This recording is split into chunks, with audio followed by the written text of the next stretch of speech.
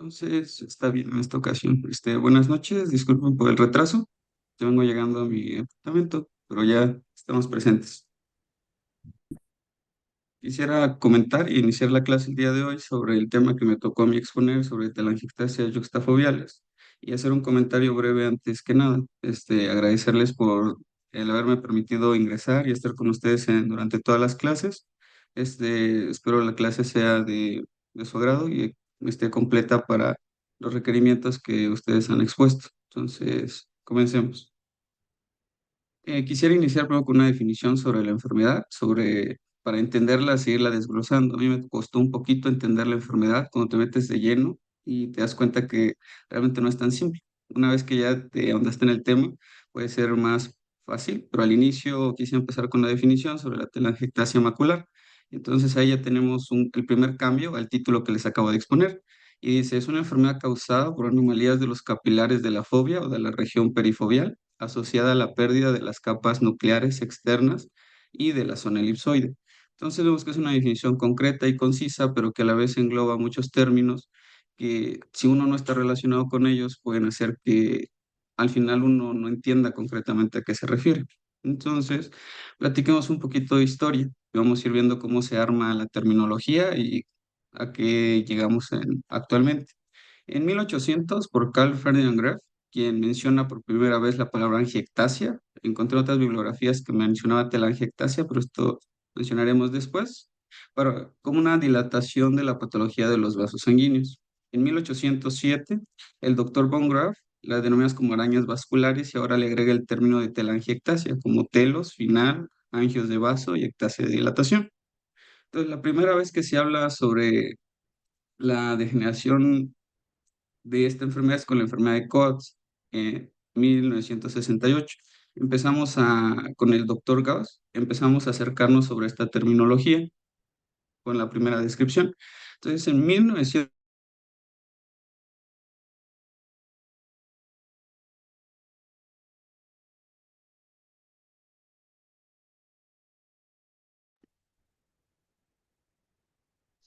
Creo que se cortó. ¿Se fue? Sí, ¿verdad? Sí, se Creo fue. que se cortó el audio.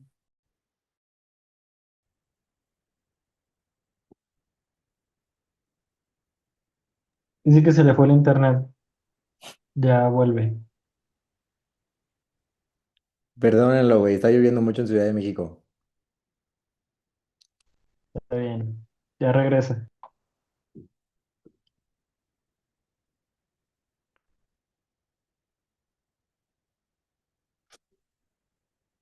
Así le pasó a un amigo.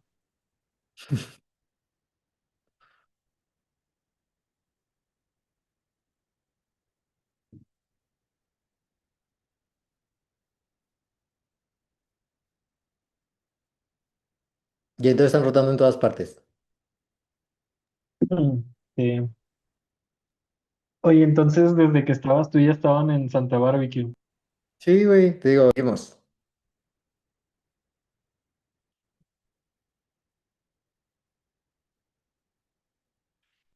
No te escuchas, Cordero.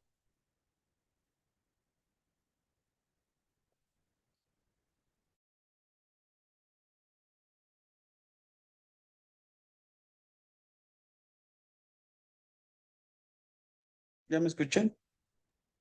Ahora sí. Nada más que vemos la presentación en PowerPoint como en grande, güey. Como si lo tuvieras no puesta. Listo. Ahora sí. Listo. Ok. En 1982, el doctor Gassio y Akawa la proponen como una entidad independiente de la enfermedad de Coats. Entonces vemos que al inicio surgen los términos sobre unas anomalías que estaban observando en los vasos. En 1807 este término se va formando y en 1982 Gassio y Akawa la proponen como una entidad independiente de la enfermedad de Coats.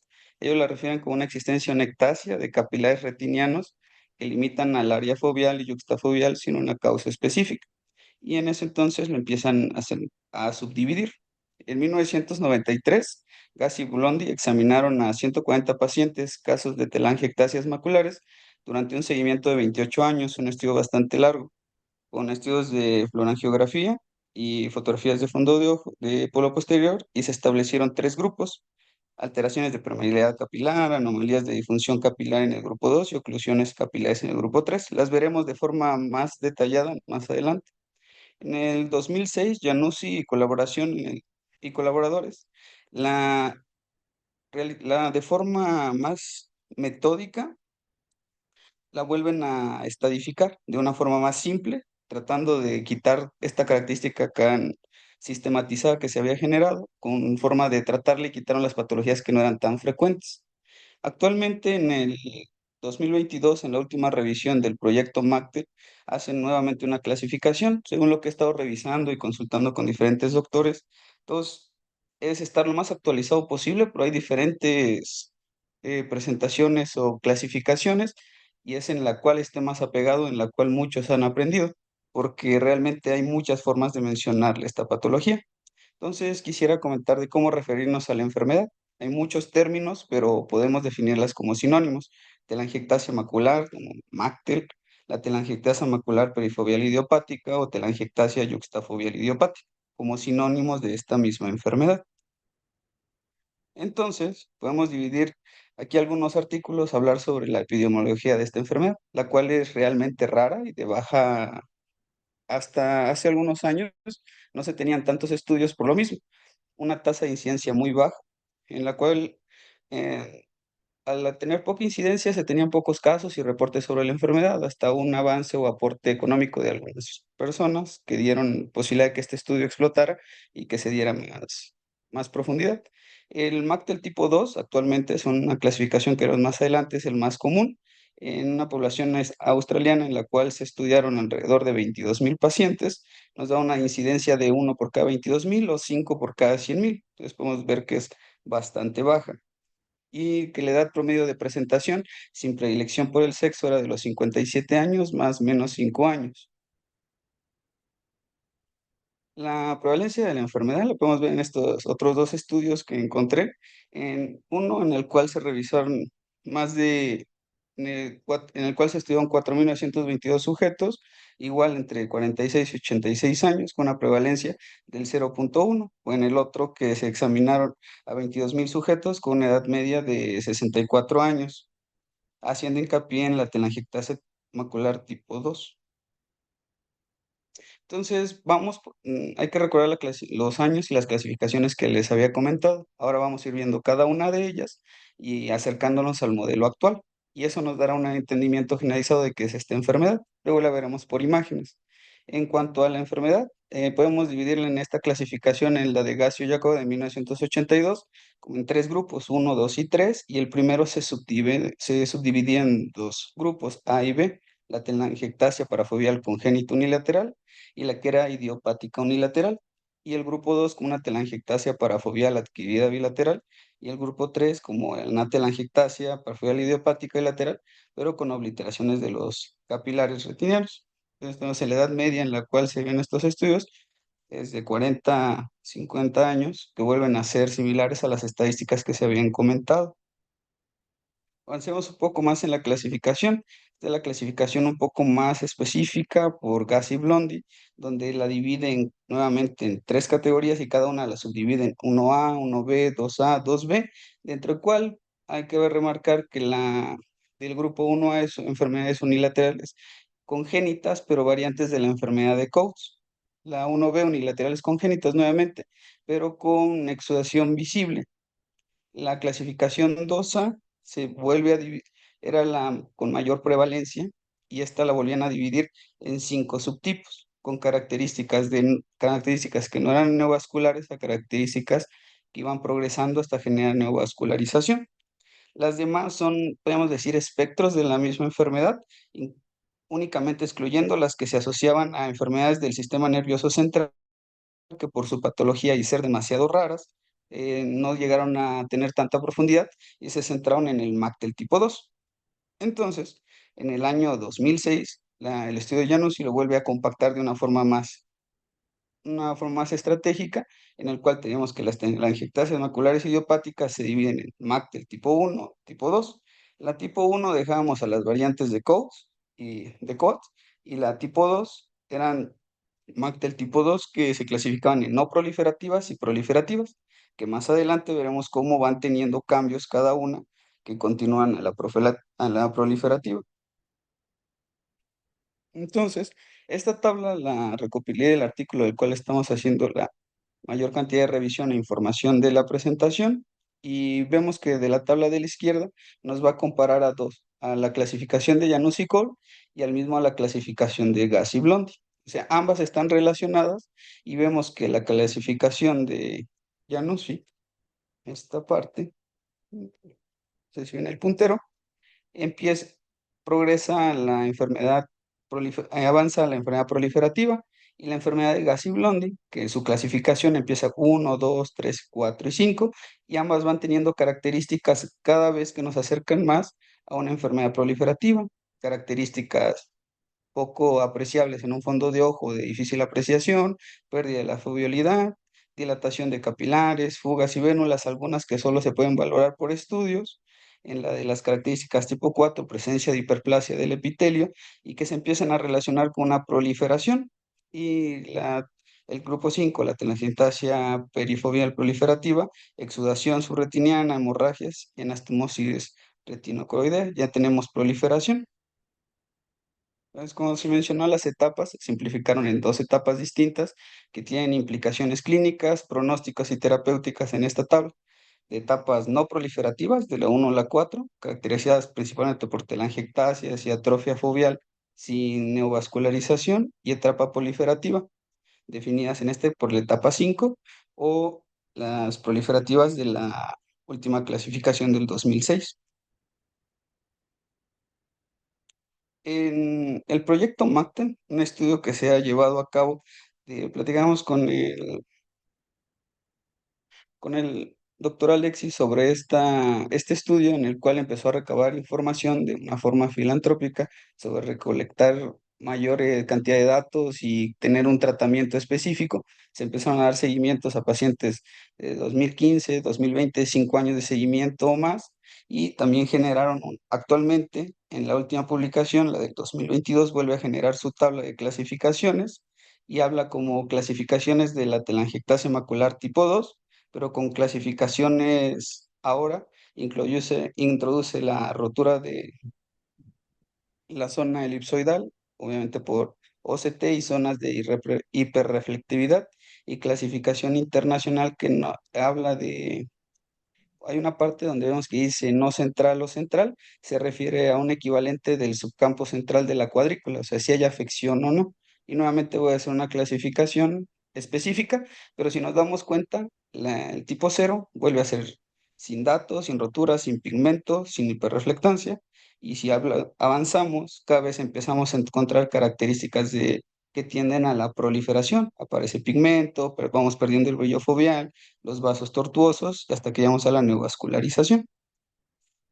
Entonces hablamos un poco de MACTI tipo 1 dentro de nuestra primera de las clasificaciones, y hablamos que es una espectrolera de la enfermedad de Cox, unilateral en el 97%. Es la edad media de presentaciones a los 47 años, principalmente en hombres, y los capilares telangiectásicos prominentes. En la imagen tal vez un poquito difícil de valorarlo, pero mucha bibliografía, igual en otras imágenes se pueden ver datos más claros de las dilataciones y que involucran un área mayor de la fobia. El edema y los depósitos de lípidos de cantidades variables es un rasgo característico de esta enfermedad. Cabe destacar que no se observan vénulas romas en ángulos rectos, no hay depósitos cristalinianos ni migración pigmentaria, características del tipo 2. Acá podemos observar igual fotografía anterior que se mostró, en la cual un fondo de ojo con mácula tipo 1, donde podemos ver, en la descripción menciona como telangiectasias evidentes con dilataciones aneurismáticas, pero se divide estos puntos marcados vasculares que están muy cercanos a la fobia, y la deposición lipídica, que también suele ser característica. En la angiografía fluoresceínica de la imagen lateral del mismo paciente y del mismo ojo, los vasos telangiectásicos ahora sí son un poco fácilmente visibles y las arcadas sobre el rafeo horizontal se llenan rápidamente, dando nuestras pequeñas zonas que son hiperfluorescentes. Igual podemos observar las manchas claras y la presencia de edema subretiniano en lo que vendría siendo un OCT, y en la ocasión que no se afecta directamente la fobia, sino periférica. Entonces, esto nos da ciertas características, que hay edema y exudación, y las malformaciones vasculares pueden funcionar como un auto que está no Mm, exactamente bien, pero que está funcionando, pero que eventualmente puede detenerse, que la visión se puede mantener estable durante mucho tiempo, pero eventualmente va a generar problemas y el paciente va a acudir por baja visual. En algunos casos menciona la bibliografía que estas enfermedades pueden presentar una resolución espontánea, y para el diagnóstico se deben de considerar las lesiones vasculares yuxtafoviales y cambios vasculares focales en el fondo de ojo periférico y en las regiones más anteriores.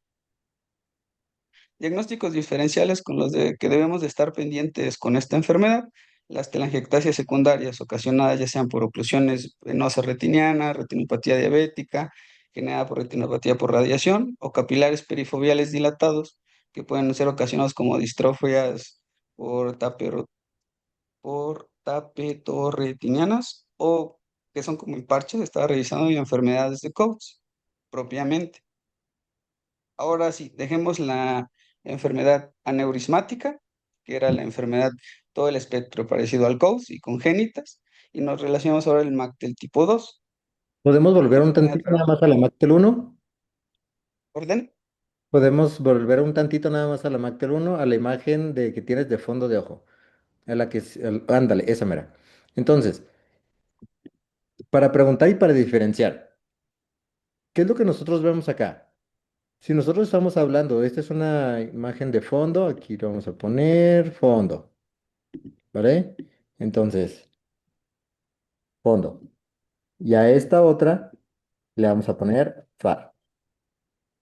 Entonces, si tenemos estas dos, lo que quisiera que me dijeran es, ¿cómo diferenciarían este MACTEL tipo 1 de una retinopatía diabética, por ejemplo?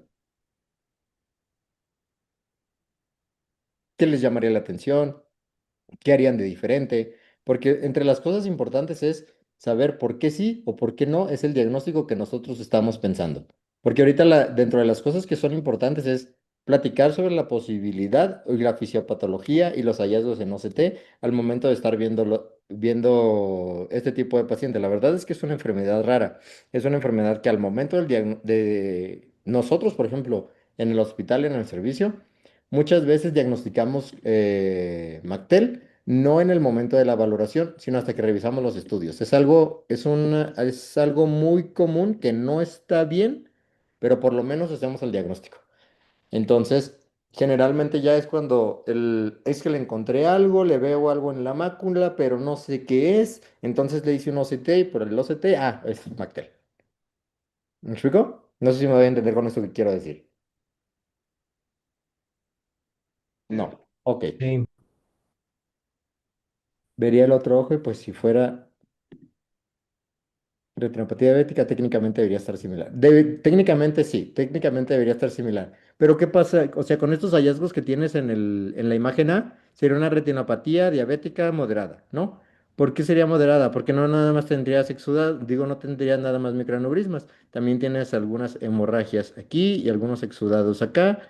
Entonces, al tener solamente estos dos hallazgos, ya te dice que es moderada. El otro ojo, si tienes una moderada, puede estar en leve o sin retinopatía. Sí, porque tienes una enfermedad muy leve. Entonces, entre las cosas que te pueden llamar la atención es que solo se afecte el área macular, que no haya lesiones fuera de las arcadas.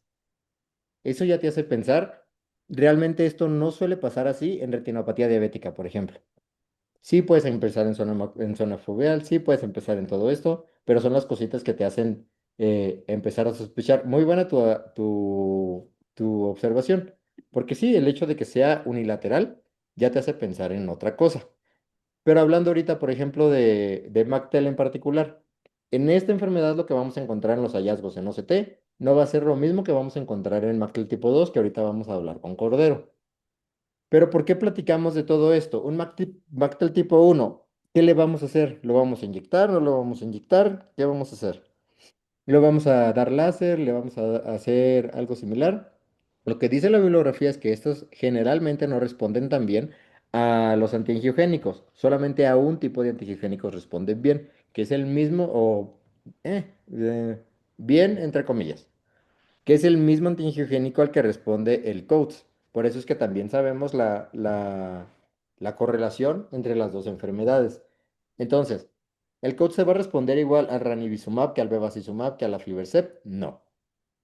¿Por qué te responde diferente? Porque la aflibercept tiene una peculiaridad de la cual no tienen los otros dos antihigiénicos de primera generación, que es que afecta el am, ah, PFGD. Factor de crecimiento placentario. Ándale, justo, gracias. Entonces, como responde mejor, por eso es que se asocia o se cree o se hipotetiza que por eso es que responde un poquito más.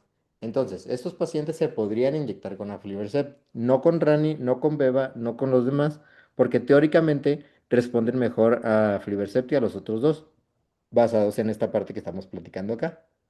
¿Se entiende? Sí, no, más o menos.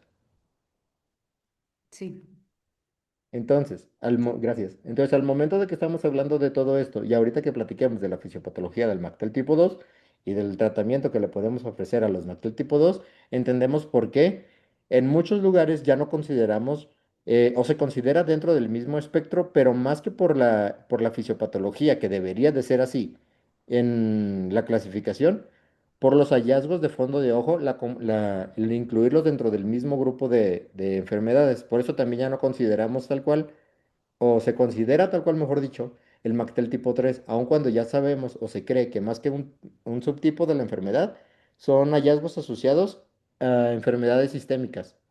Entonces, la MACTEL tipo 3, que era la oclusiva macular, algunas bibliografías todavía lo mencionan. En la academia, por ejemplo, nada más es un parrafito de enfermedad oclusiva de la mácula.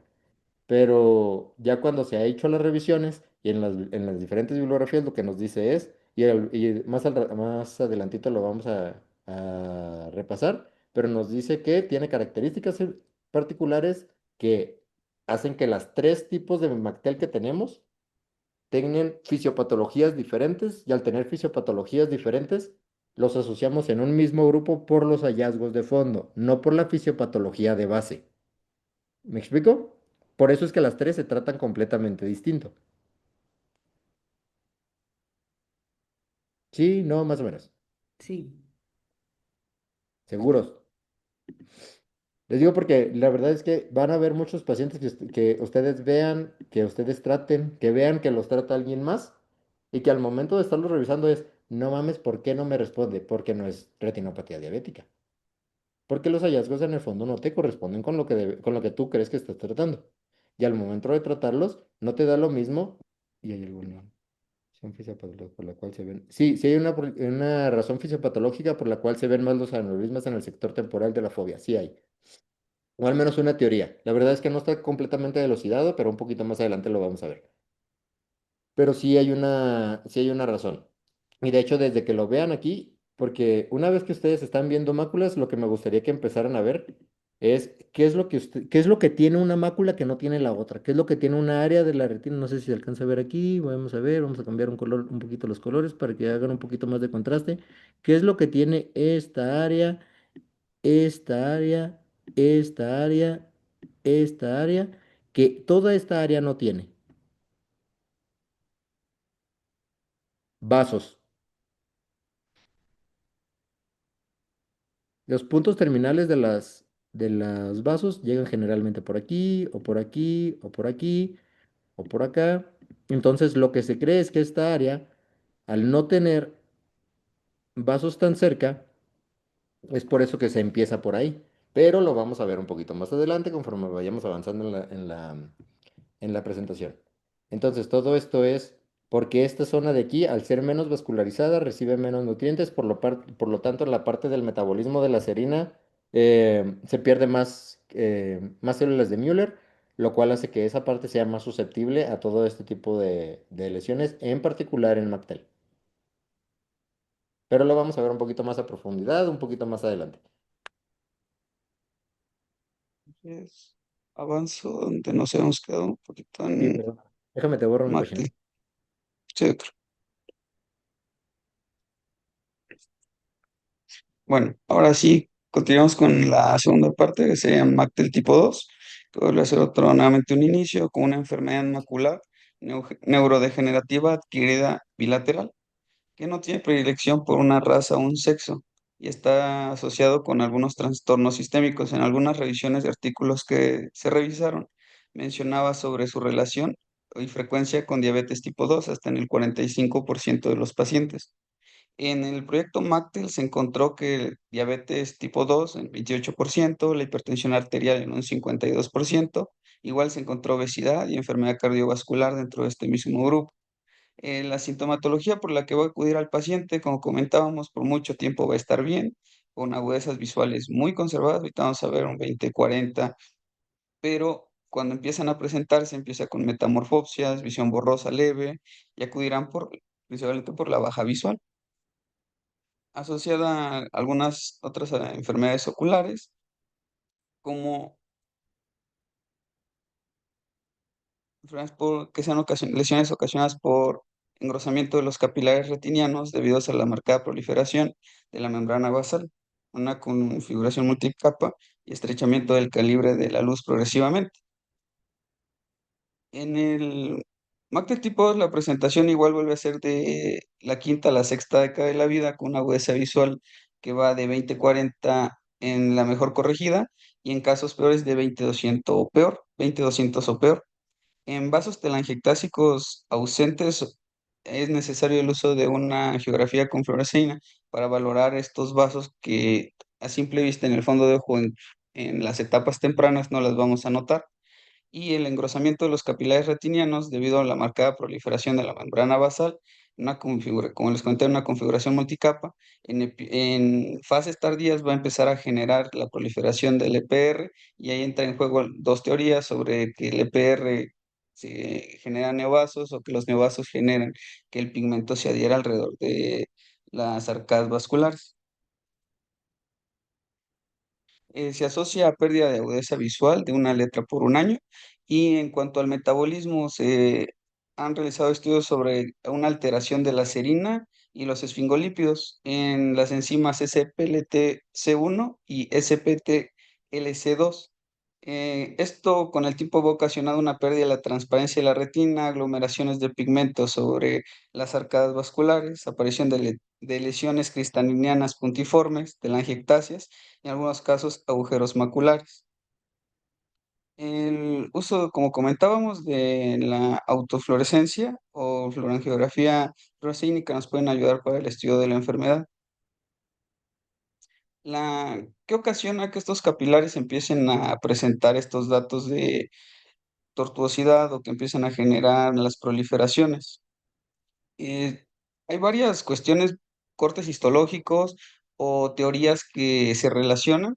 Algunas de ellas las vamos a comentar, porque no hay algo preciso más que los metabolismos de serina, esfingolípidos, o que se asocian de dilataciones y proliferaciones de los capilares de la retina en las capas externas, en los espacios subretinianos, luego generan anastomosis vascular con la retinocoroidea.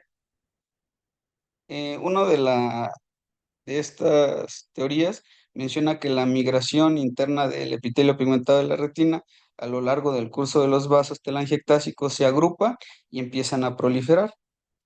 Una degeneración de las células de Müller parafoveales podrían conducir ya sea a la degeneración de células endoteliales de la retina, de, que a una tasa acelerada de muerte, lo que genera ese brillo opaco o depósitos cristalinianos, o un reemplazo celular como posible mecanismo que desencadene la proliferación de los capilares retinianos, o un adelgazamiento de la retina acompañado posteriormente por una ruptura de la barrera hematorretiniana de los capilares retinianos parafoveales, causando un edema limitado superpuesto.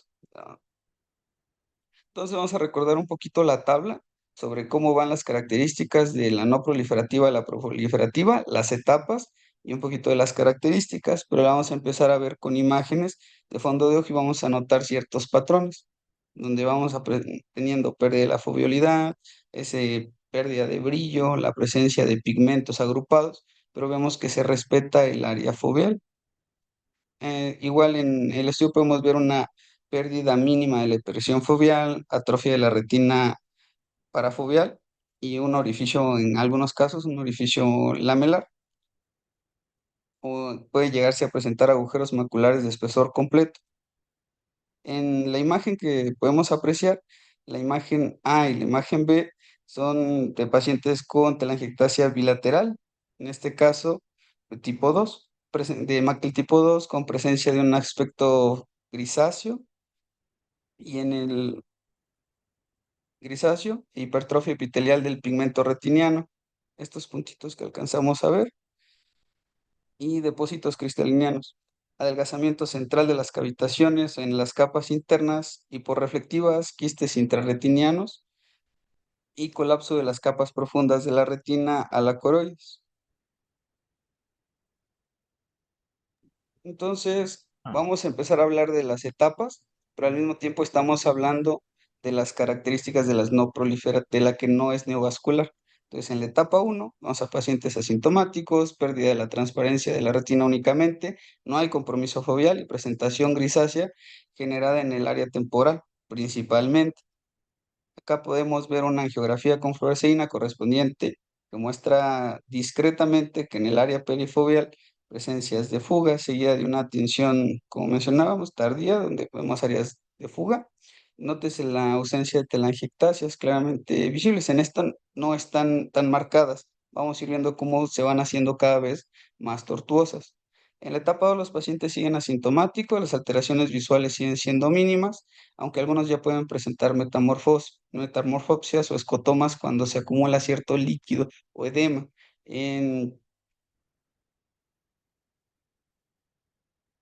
Acá podemos observar, igual lo mencionan como pérdida del brillo foveal o un encanecimiento de la retina, con configuraciones que presentan periféricas a la fobia, con pérdida de transparencia o encanecimiento en anillo, donde se ve de forma más oscura y no vemos telangiectasias visibles, pero al realizarse ahora nuevamente la angiografía con fluoresceína, vemos que el patrón de fuga está más marcado. En la etapa 3, de forma visual al polo posterior, ahora sí podemos apreciar unos depósitos cristalineanos, que estas se pueden ubicar en las capas de fibras nerviosas. Eh, Se asocia probablemente a que su origen sea por la muerte y depósitos de células de Müller en los vasos, y luego estos vasos también que van rodeados de pigmento.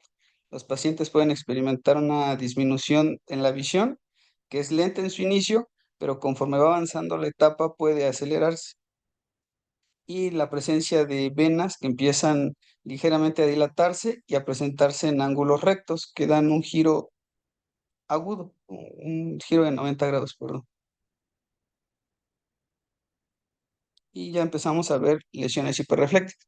Ahora empezamos a notar un pequeño patrón. Voy a repetir las imágenes y vamos a ir viendo cómo se va marcando cada vez más de forma constante. Entonces, imagen aparentemente normal, ligeramente pérdida de brillo, la fluoresceína se ve evidente.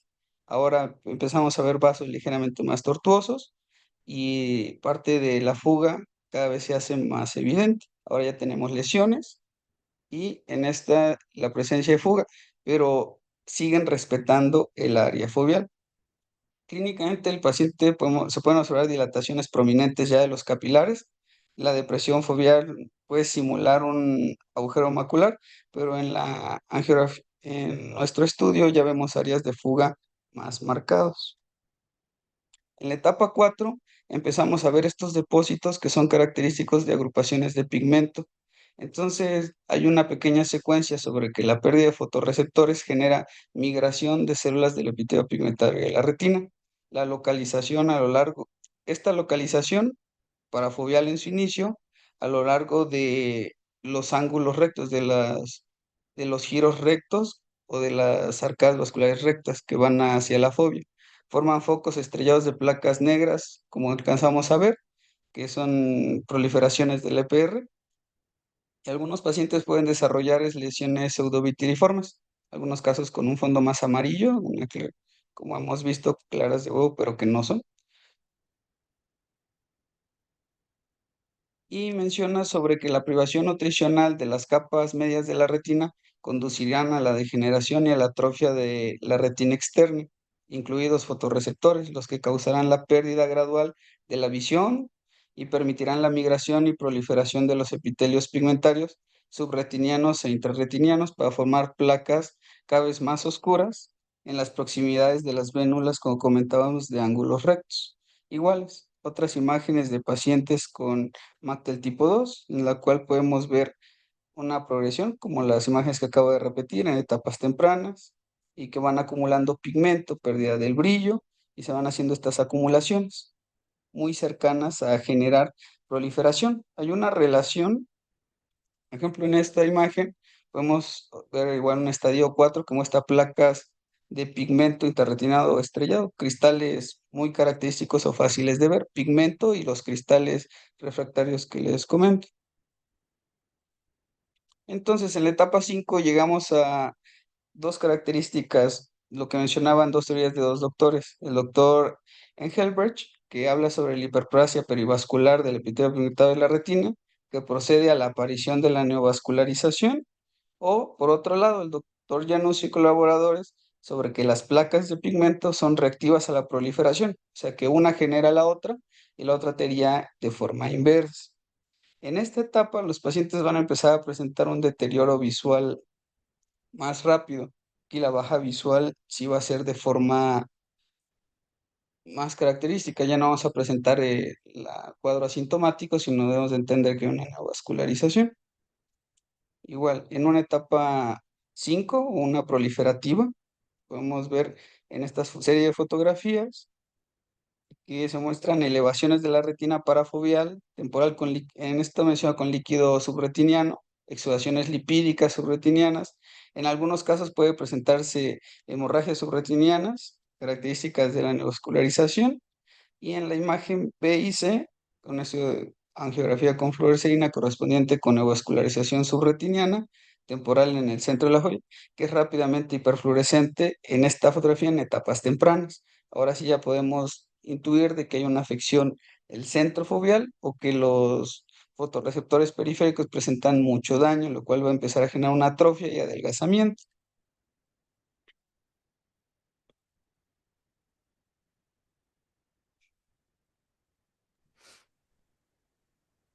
Una fotografía más de una etapa 5.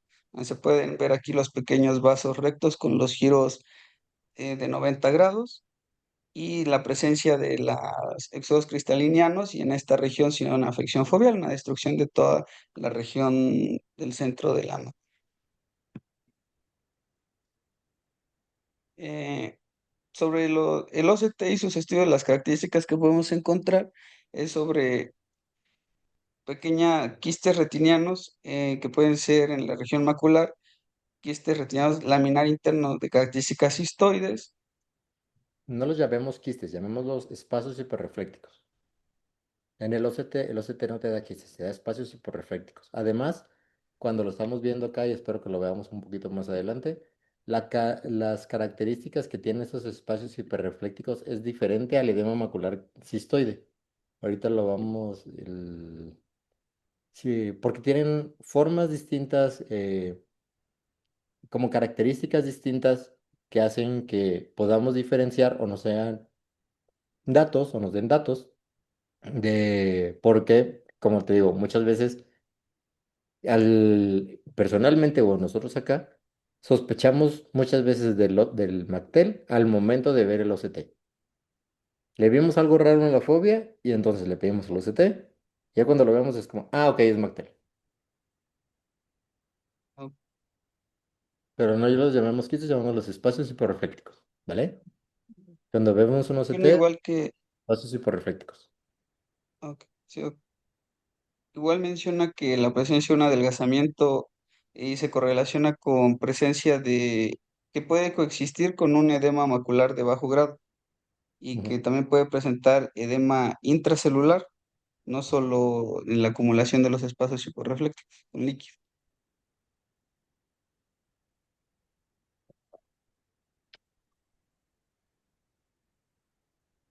Entonces, sobre las características del OCT, el grosor de la retina puede ser variable, pero que no se relaciona con el grado de fuga observado en la en esto menciona como en la autofluorescencia, en la fluorangiografía fluoresceínica, en geografía fluoresceínica, y el engrosamiento foveolar central está sistemáticamente ausente, que usualmente tienden a tener degeneración y volverse más delgados. Y las estructuras similares a quistes de la fobia y las capas interiores de la retina, que sí pueden ser muy comunes, como nos mencionaba el doctor Alex. Los depósitos sobre la fisiopato, hablando sobre depósitos cristalinianos en la superficie, los que hablábamos que eran los blancos, no los oscuros, que pueden ser un hallazgo común en el Mactel tipo 2 y se cree que presentan, como hemos estado viendo, la degeneración de células de Müller debido a su ubicación cercanas a la membrana limitante interna y que la enfermedad, que este proceso de proliferativo neovascular subretiniano es muy similar a la neovascularización de degeneración macular relacionada con edad, conocida como proliferación angiomatosa retiniana. El seguimiento, se le puede dar seguimiento a los pacientes, se mencionaba con la reflectancia infrarroja confocal, con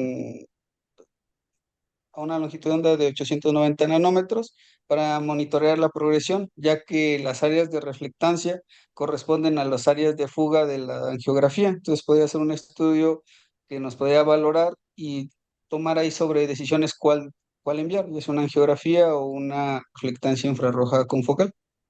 En etapas tardías, las aglomeraciones de pigmento proliferativas, una reflectancia disminuida en el área de la fuga.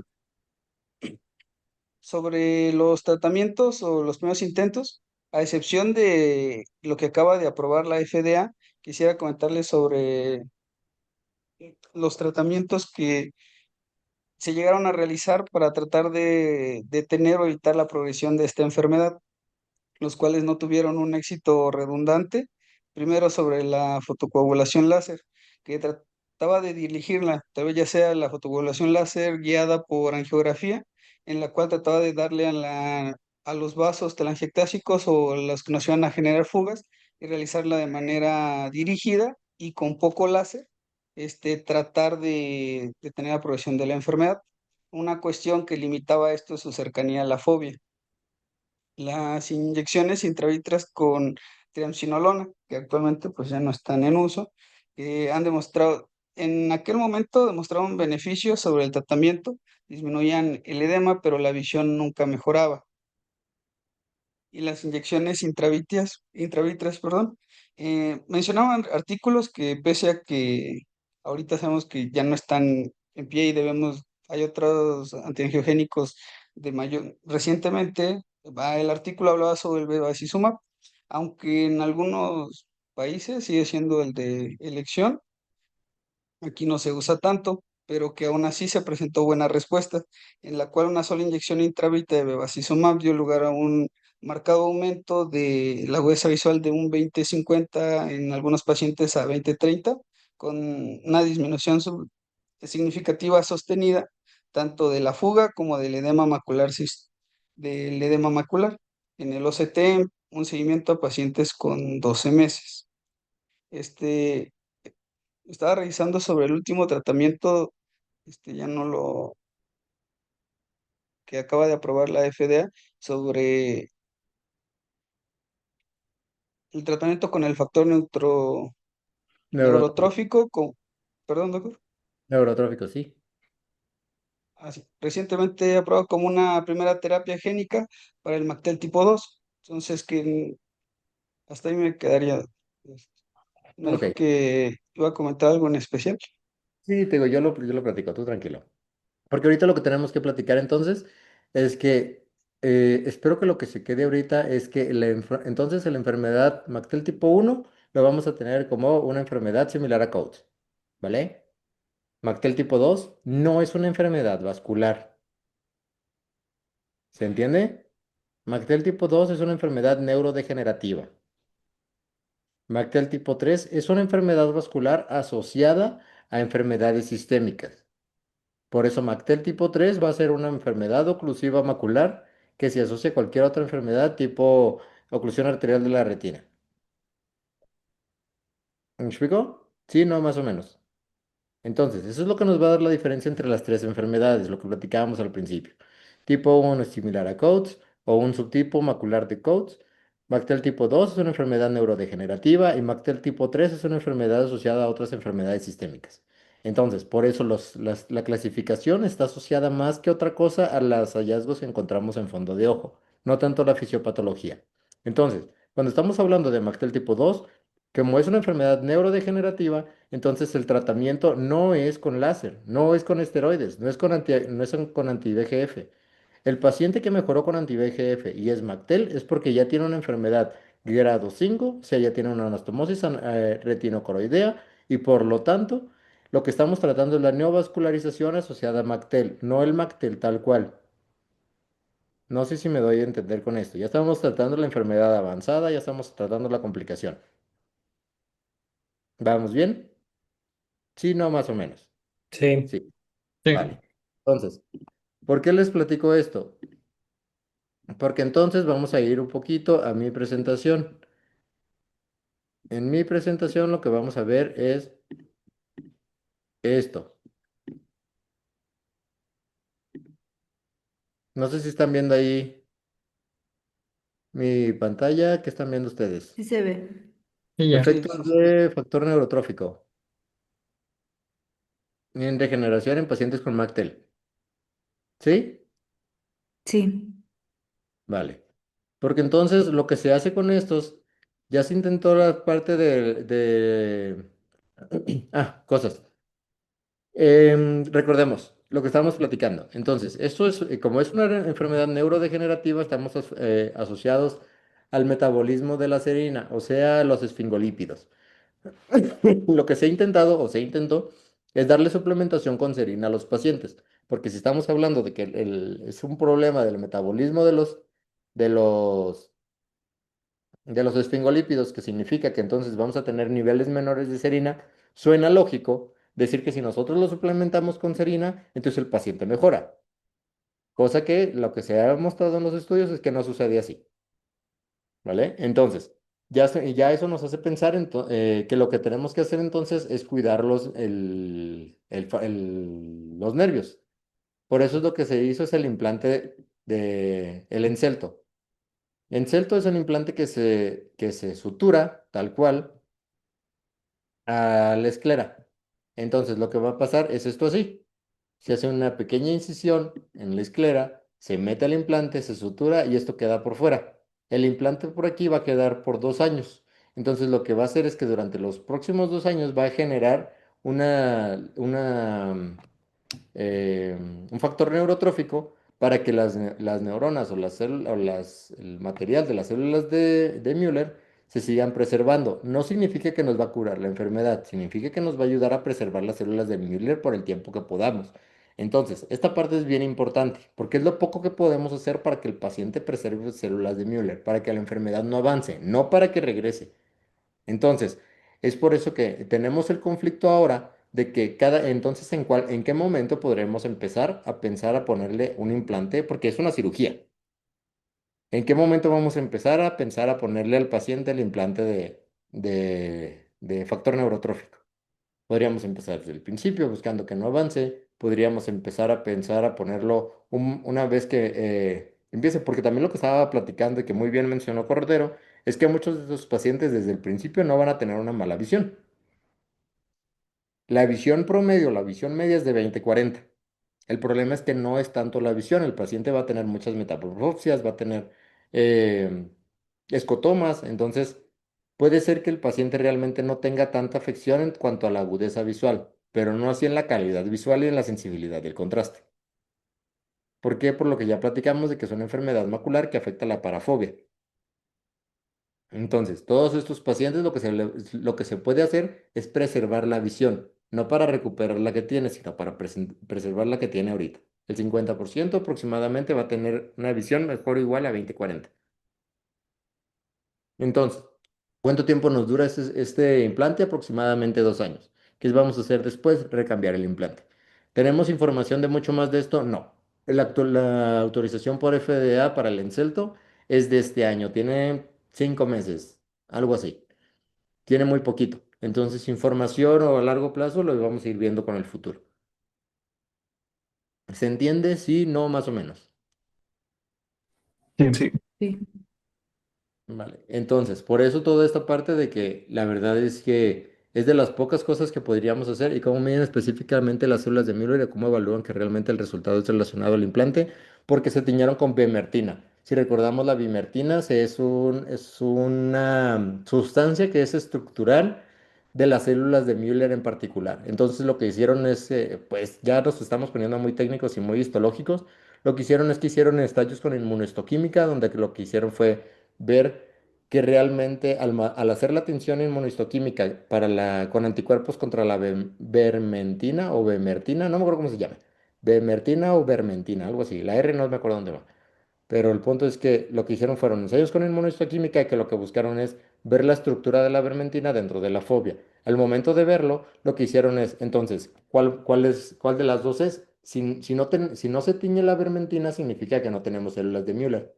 Pero entonces cabe la duda. Puede ser que sea una infraexpresión de vermentina o una infraexpresión de células de Müller. Entonces, al momento de hacer el corte histológico y hacer el ensayo con la vermentina, lo que se hace es el grupo control y el grupo normal, el grupo que sí lo tiene y el grupo que no. Entonces, si se tiñen las dos, significa que una de las partes que tenga menos expresión de la mermentina y por lo tanto menos células de Müller, al momento de compararlas histológicamente, es de que se dieron cuenta de que el problema es un problema de las células de Müller que no tiene células de Müller. ¿Me explico? Sí, no, más o menos. Básicamente se hizo un ensayo con inmunohistoquímica, donde lo que hicieron fue poner anticuerpos contra la vermentina, que es parte de la estructura de las células de Müller, y se dieron cuenta de que no había células de Müller. Por eso sabemos que es específicamente de las células de Müller. ¿Y cómo valoraron el resultado? ¿Es relacionado al implante? Pues porque no perdieron tantos. Haces un grupo control y haces un grupo de tratamiento. Acá está, aquí lo tenemos en la metodología, un poquito más para atrás. Quizá. Controlado con placebo. Entonces, les das contra no les das en el mismo grupo de enfermedad. Entonces, si responden, significa que la intervención que tú estás haciendo es mejor que nada.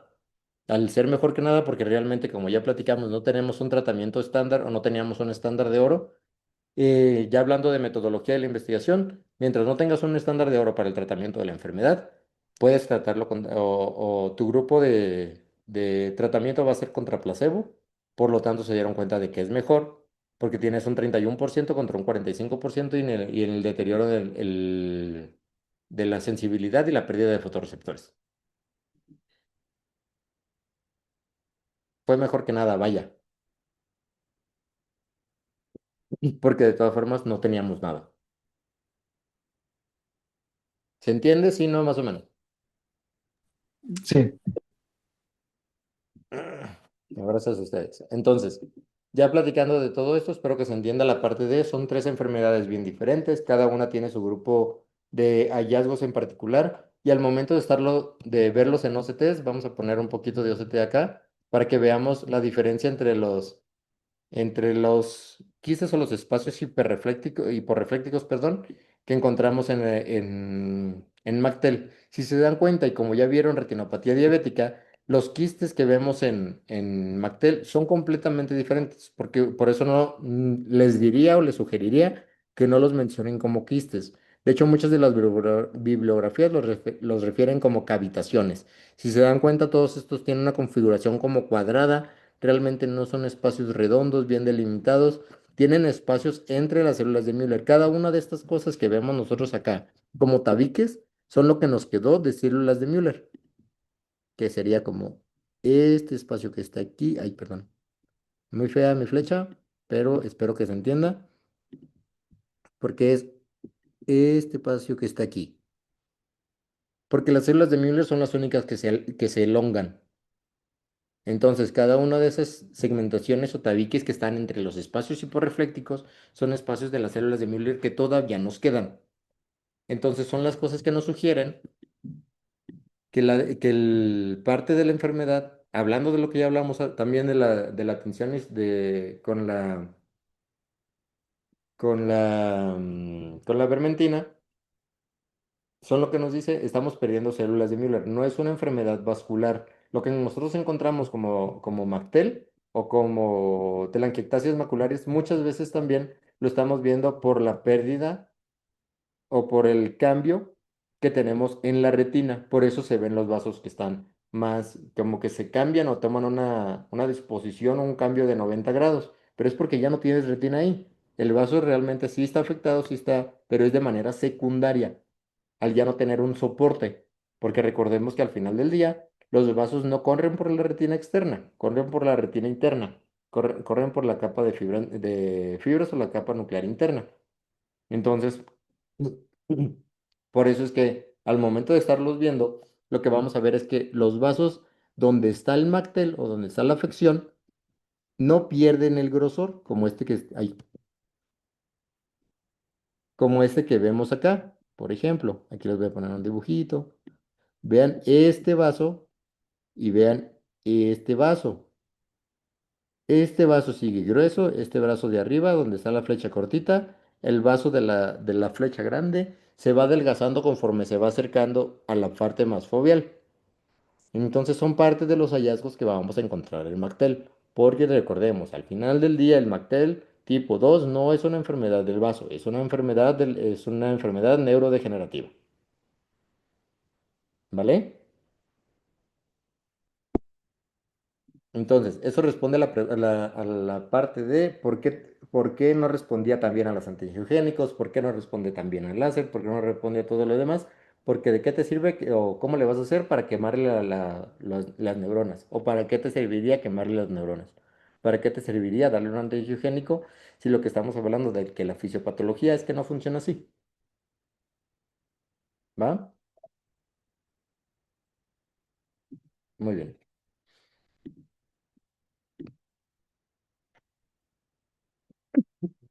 ¿Dudas o preguntas? ¿Es una enfermedad rara? Sí, sí es una enfermedad rara.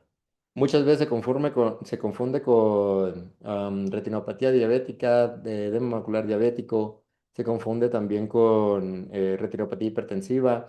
Hay una asociación de más del 50% con retinopatía hipertensiva o con hipertensión arterial sistémica, mejor dicho, y es como del 20% con diabetes. Entonces también hay una superposición entre las dos enfermedades. Entonces son cositas que nos hacen sospechar o nos hacen pensar entre un diagnóstico y el otro.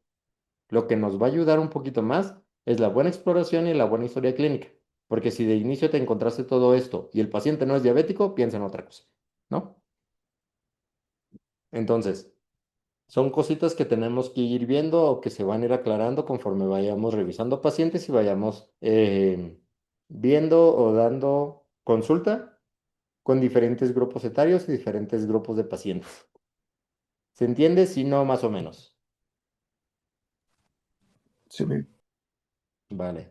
Entonces, esto también está padre porque es la diferenciación entre retina nasal, retina temporal. Entonces, esta parte de la retina temporal es como la retina temporal se afecta más que la nasal, por lo que ya platicamos. La parte de la cercanía de los vasos. Muy bien. En general creo que la clase de Cordero estuvo muy bien, pero no sé si tienen alguna pregunta. Aquí, por ejemplo, en esta le podemos dar tiene un llamado especial porque aquí podemos pensar que tiene una neovascularización macular, pero el problema es la segmentación. Esto ya es súper de retina, pero si no están revisando la segmentación de sus estudios, pueden tener un diagnóstico equivocado. Entonces, sí son cositas que em, corresponden o llaman la atención o hacen la diferencia entre una buena evaluación y una evaluación de tu paciente.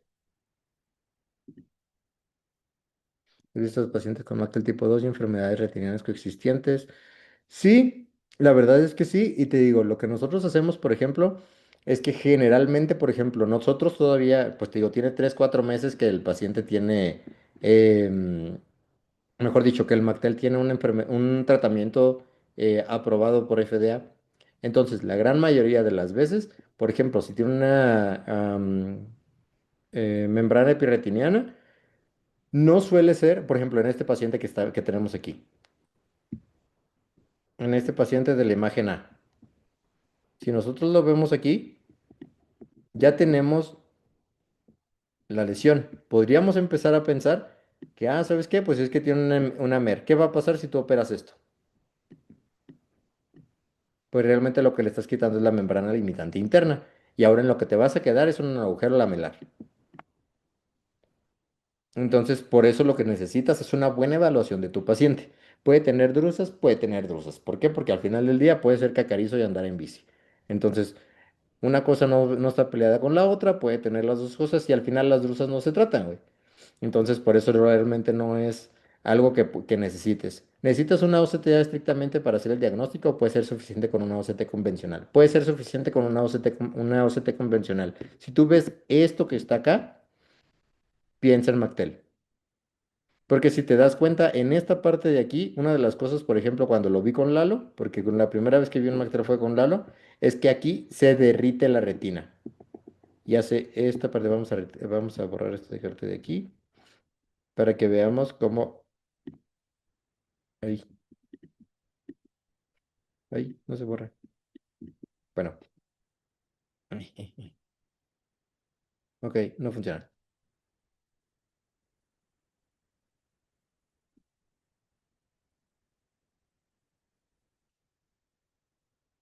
Bueno, no funciona.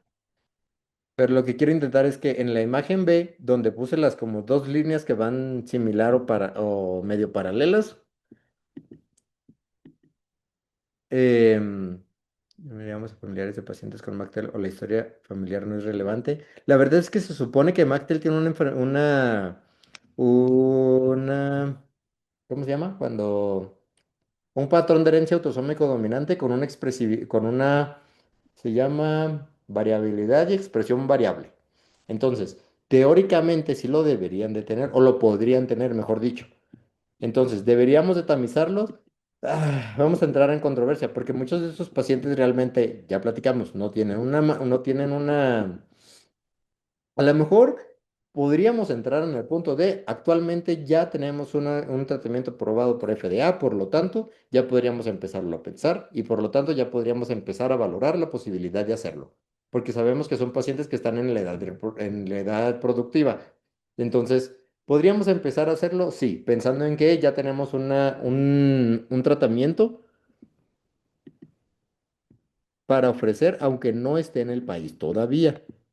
Por eso, honestamente, si yo lo tuviera y fuera y sabiendo que que es 2025 y que existe la posibilidad de que me lo puedan tratar en algún lugar, yo te diría, a mí sí me gustaría. ¿Me explico? Sabiendo que ya actualmente hay algo que se puede hacer, yo te diría, a mí sí me gustaría que me empezaran a valorar eso, por la posibilidad de que me pudieran hacer algo. Y ya hay costo establecido. Costo no sé, fíjate, la verdad es que no he buscado cuánto cuesta, pero imagino que en algún lugar debe haber. O sea, no lo van a dar gratis, güey. Ya no lo pude borrar.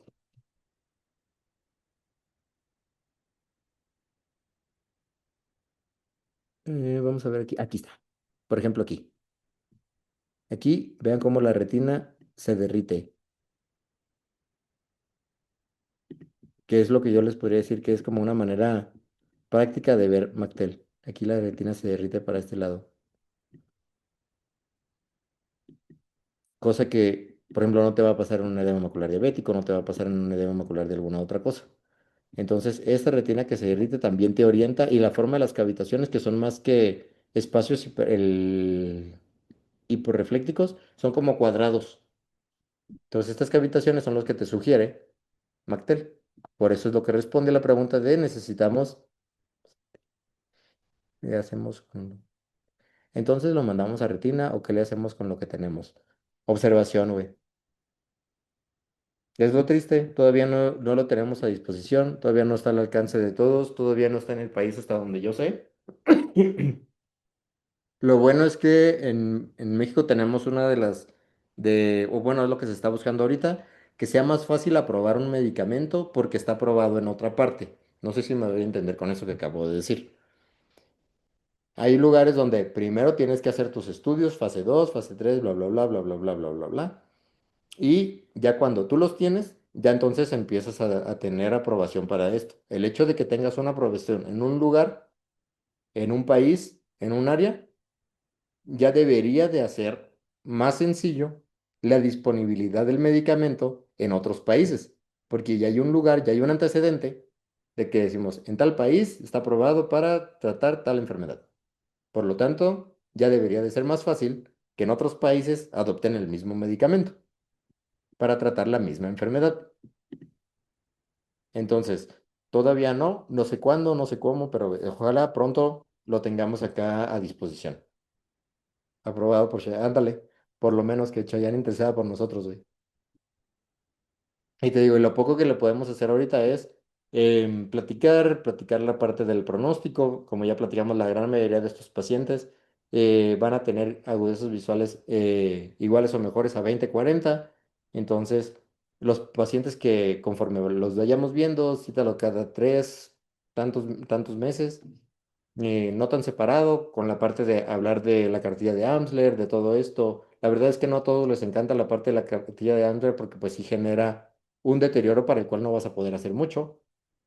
Em, entonces son las cosas que puedes valorar o puedes ver pensando en la... no hay un mucho que podamos intervenir hasta el momento en el que ya tengamos neovascularización y en el momento en el que ya tiene neovascularización, pues ya es una enfermedad avanzada. Ya lo poco que podemos hacer es tratar la complicación y la parte de la cicatriz deciforme, pues eso sí no se quita. Ya es pérdida visual irreversible.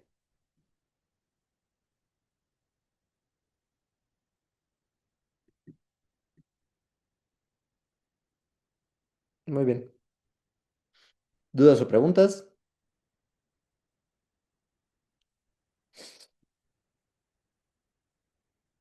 Sí, no, más o menos. Ok. Bueno, una duda. Entonces, así en el militar, en general el diagnóstico lo hacen como hallazgo o sea, de que clínicamente dices, sí parece, o sea, más frecuentemente por hallazgo en OCT o por clínica. La neta, muchas veces el problema o lo que vemos 250 pacientes en un día. Entonces, como tenemos mucho rebozo de pacientes, muchas veces hay algo que tiene en el fondo, como tiene algo en el fondo, señora, le vamos a pedir un OCT allá afuera, le vamos a pasar para allá adelante, espéreme tantito en la salita, esperen lo que pasa su carnet y ahorita reviso su estudio. Muchas veces vi algo raro en el fondo, no estamos pensando en Mactel de entrada, o al menos es lo que a mí me ha pasado o cuando me han preguntado mis R- o mis compañeros o yo mismo, em, le voy a esperar ahorita, en lo que le hacen su estudio, voy a pasar a alguien más y ahorita reviso su estudio. Y ya cuando lo ves es como, mira, tiene cavitaciones, tiene Mactel. Y ya intencionadamente ahora sí, ya con la foto que te da el Heidelberg, ya es como, mira, también tenía la parte de... Y ahora se ve mejor porque te la dará autofluorescencia también. Ahora se ve mejor la parte de la lesión en la parte temporal, ya empiezas a ver las cavitaciones, ya empiezas a ver todo lo demás, o te orientas un poquito más ya a posteriori. Que en el momento de la exploración viste que había algo raro, pero ya con el estudio de la OCT ya es como, ok, lo que vi raro es un Mactel. Generalmente así hacemos el diagnóstico acá con nosotros. Gracias. No, a ti. Digo, la verdad es que no es un diagnóstico fácil tampoco. O sea, al momento de estarlo viendo en el fondo o estar... Y más porque te digo, es un paciente que está viendo en más del 50% te van a ver mejor o igual a 20/40. Hasta un 16% te puede dar 20/20 o 20/25, que es una visión normal. Pero el paciente a lo mejor te está diciendo, ¿sabes qué? Es que yo veo chueco. Pero tú le ves el fondo y dices, es el paciente de la imagen A que está aquí. Esta pequeña cavitación, igual y no la vas a ver en el fondo de ojo. O sea, no va a ser tan evidente. Pero ya cuando está en la imagen F, pues ya empiezas a ver muchas cosas más. A lo mejor en la imagen C lo vas a ver como un pseudo agujero, ¿no? Entonces son los hallazgos que al momento de que tú estás viendo el fondo, porque también aparte generalmente nosotros, como te digo, tenemos muchos pacientes en un día, generalmente revisamos fondo con la lupa de 28. Entonces te da una gran cantidad de campo, pero no te da tanta definición en chiquito. Entonces son las cosas que te orientan a otra cosa, que pues ya te digo igual, porque acá tenemos la disposición de que el OCT está cruzando el pasillo, pero si a lo mejor lo estamos viendo en la consulta de cualquier otro lugar, en algún lugar donde, ¿sabes qué? Le tienes que mandar el OCT y venga en cuanto lo tenga, pues a lo mejor sí va a ser un poquito más difícil hacer el diagnóstico, más pensando que el paciente realmente ve bien.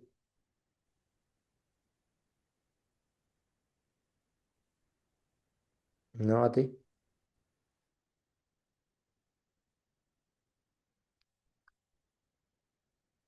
¿Alguien más? ¿Dudas, preguntas, comentarios, quejas, sugerencias, trauma psicológico o algo más en lo que les podamos ayudar?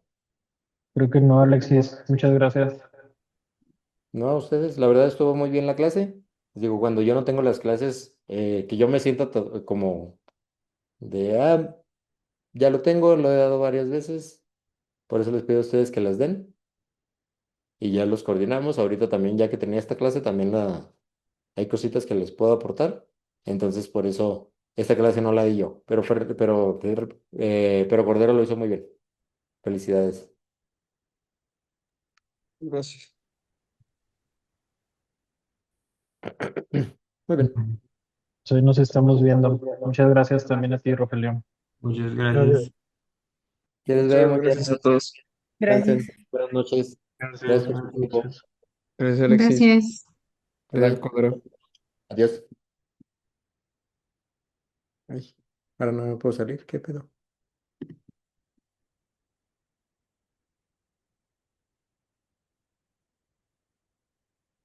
Adiós, Chichi.